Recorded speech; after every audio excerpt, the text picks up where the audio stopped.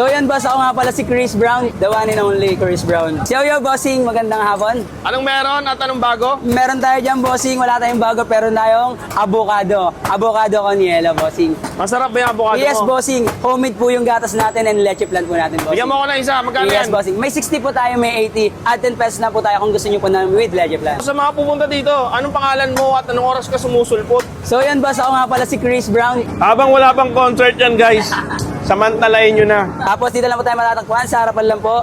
Sa gilid lang po ng SM Carriedo po. Anong oras ka nag-open dito sir? Nag-start po kami ng 9 po ng umaga hanggang sa makaubos na rin po kami. Yun. Yes, bossing. Ito po yung homemade gatas natin. Wala ka bossing. bang concert ngayon? Wala pa, bossing. Medyo pause tayo ngayon, bossing. Yun. Pasensya na. Business muna, no? Yes, of course. Yeah, business one. Wow, ang dami naman yan. Parang Yes, of sarap ang course. visa.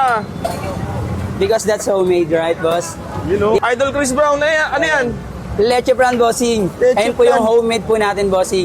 Nag-iisa lang po yan, walang katulad.